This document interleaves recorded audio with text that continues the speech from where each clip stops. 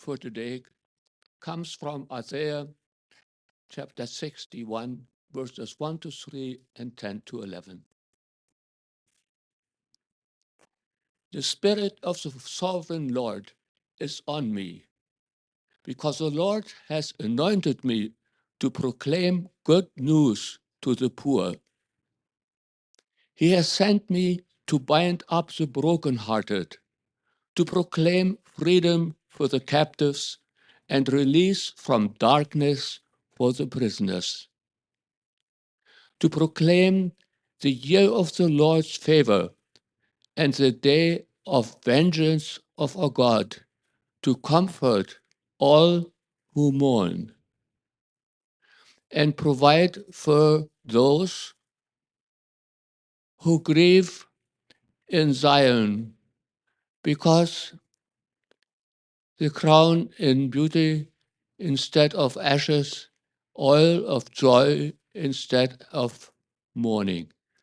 I delight greatly in the Lord.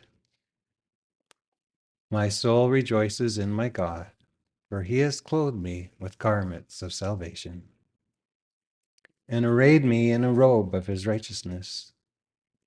As a bridegroom adorns his head like a priest, and as a bride adorns herself with her jewels, or as the soil makes the sprout come up, and a garden causes seeds to grow, so the sovereign Lord will make righteousness and praise spring up before all nations. As you know, in October, I went with Jeanette, Hanson, and Karen and Ken to Korea, and we made a few videos. I made 2 videos, and this is the last video. And Jeanette Hanson from Mennonite Church Canada said, we went there seeing why are there so many things going on in Korea right now? Why are there people coming from Korea that are going to other churches that aren't Mennonite, from our Mennonite churches? They're flying them to places like Langley, to Korean churches there to speak. And why are people being flown, Korean Mennonites being flown all the way from Pasadena, California, all the way to BC to another Korean church that isn't Mennonite to talk about all of these things? And why are the Mennonite Koreans in Korea, the churches, wanting to have relationships with Mennonite Church BC? So there's all these connections. And then in Korea, there's these amazing move of the spirit of the non-Christian Koreans wanting to know about this thing called restorative justice, and that was brought to us 20 years ago. The Korean Mennonites brought this to their culture. So Jeanette wanted me to make this video, so it's a 15-minute video, and I just hope that you get excited about what God is doing through his church and through our church and through Mennonite Church Canada and this Anabaptist theology that people in Korea are just all excited about. So we're going to watch the video. We can turn off the lights. And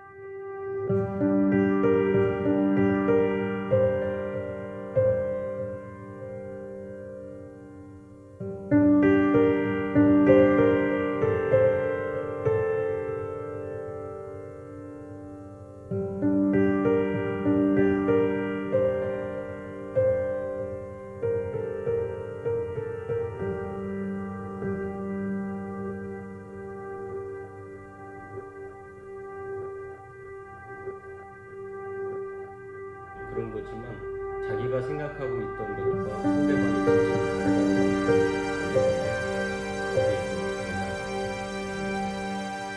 변화의 그 시점은 Pastor Choi of Chuncheong, South Korea, has changed the way he pastors his church and the way he reaches out to people in his community because of his interaction with the Chuncheong Community Peace Center and Mennonite Church Canada witness worker, Boki Kim. I was called to help bring restorative justice to another city. One woman had stolen cabbages from another woman's field.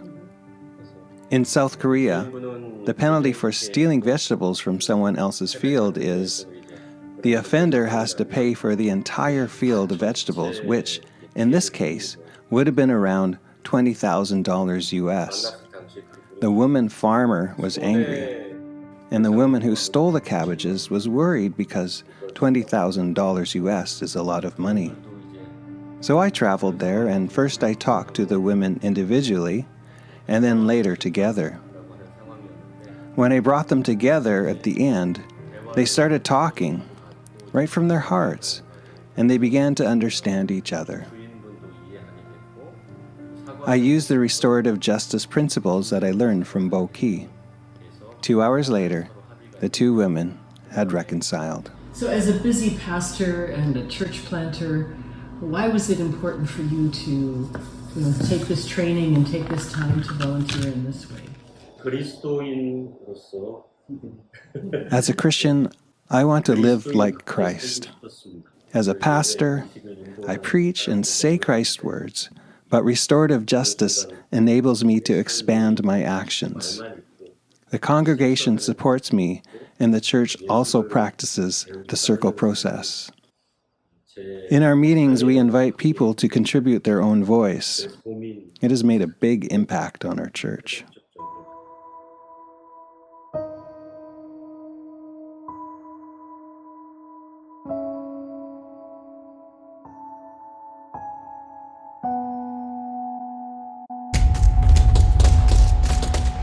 In a country that has been at war for more than 70 years and whose history is marred by invasions and devastation, how has the message of peace through an Anabaptist lens spread in South Korea?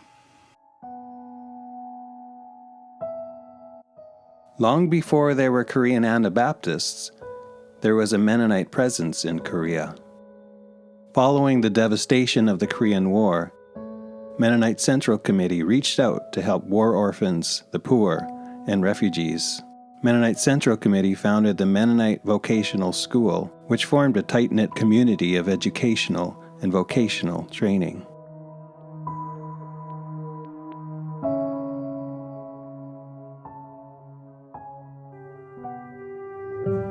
"20 years later, in 1971, all Mennonite Central Committee programs were closed. Personal interaction continued through Mennonite Vocational School alumni gatherings and Mennonite Central Committee Korean workers gatherings.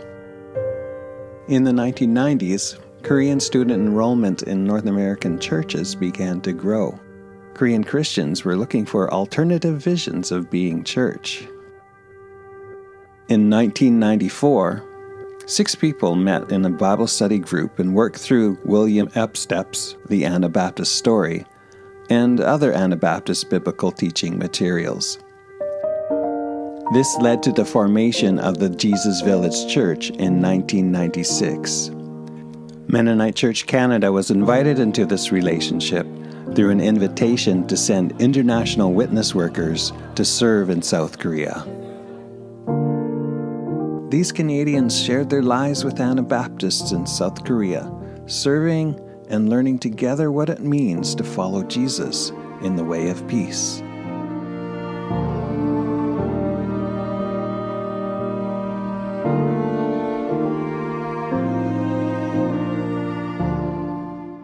In your experience here and in the relationships that you've developed as your time here, from your perspective, why do you think that Mennonite Church Canada should be in relationship with Anabaptists here in South Korea?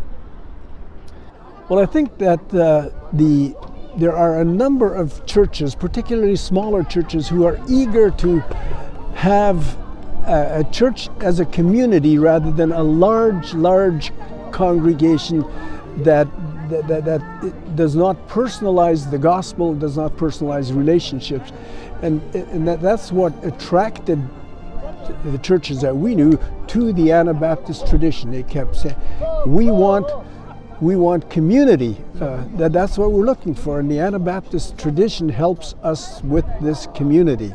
What were some things that you learned from your time here that perhaps you even took back to Canada in use in your ministry there?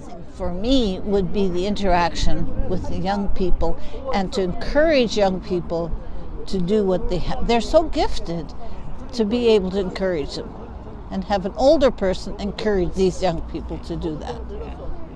Okay, one of the things that I really appreciated about living in Korea and being with Korean, they say brothers and sisters, is we learned a language, to use a language that is a lot more humane, and it was not a theological language, it was a compassionate language of relational language.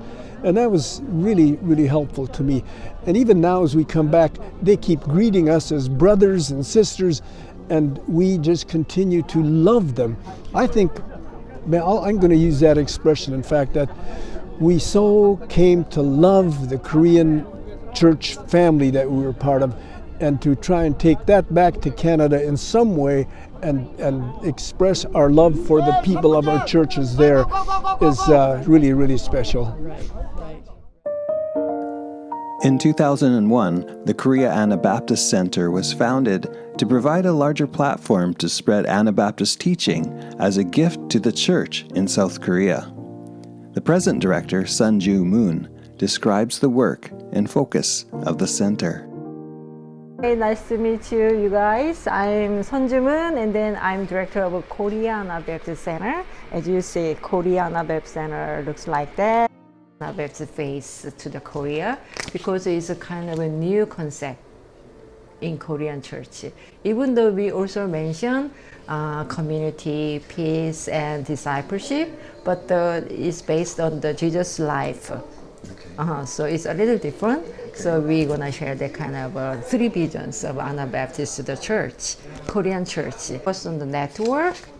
Okay. Even though the kind of organization is a little bit changed, but you focus on the network ministry a lot, because we have some fellowship. It's really powerful to share our faith to other Christians in Korea. Start the restorative justice movement in Korea, but we have a separate organization. It's called KOPI in Dokso. But still KAC continued that movement of restorative justice in Gangwon province. And then we also have some kind of conference or a book club or some academy. It's kind of a good place to share our faith and then our spiritual experience with other Christians. So whenever you think about Korea, pray for our movement in Korea through KAC.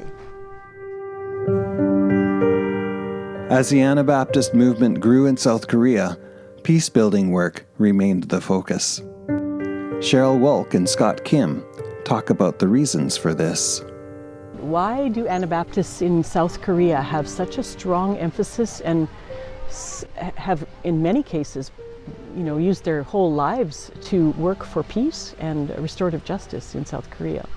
Anabaptist movement in Korea is invited by Korean church leaders.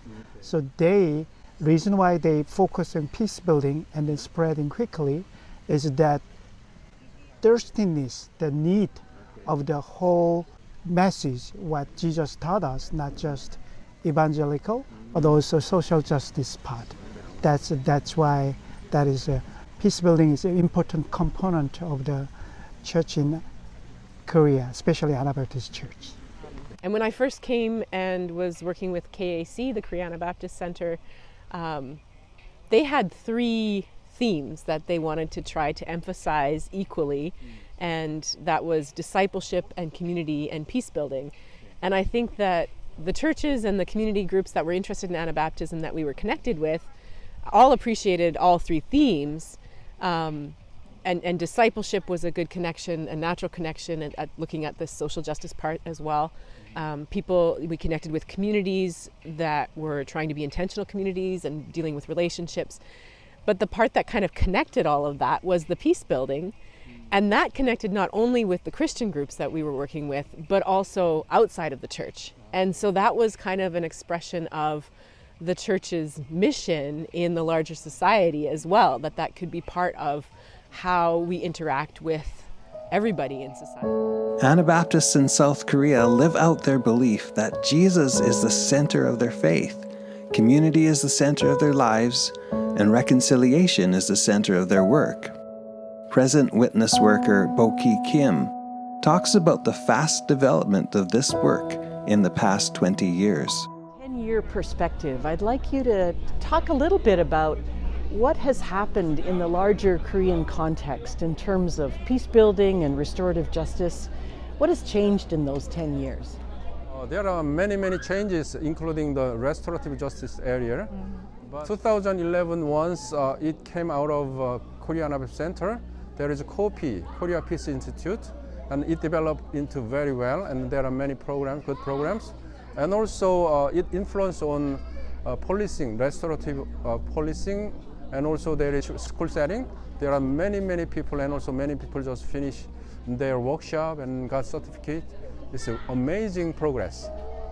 We need to cheer it up continually. Besides the development of worshiping groups of Anabaptists, Mennonite Church South Korea, and Korea Anabaptist Center, many other Anabaptist-related groups work with restorative justice and peace building in South Korean society.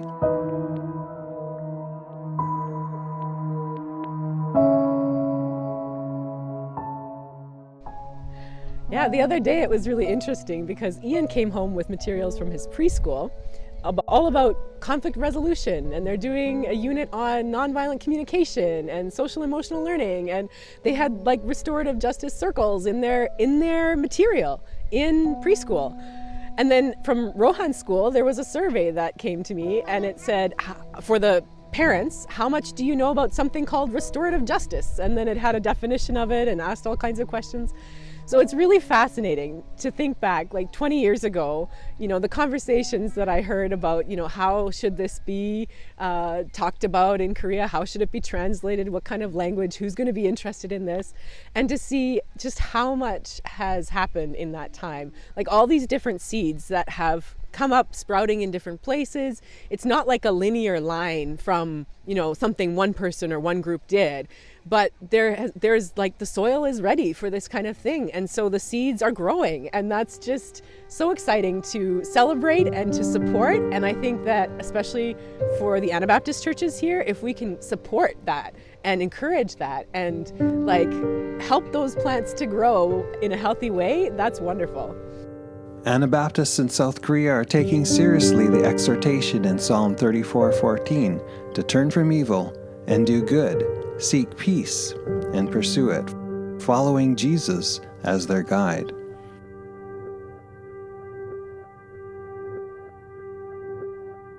As Mennonites in Canada, we rejoice in this more than 20-year partnership that has allowed us to learn from each other. As a family of faith, we seek peace and pursue it.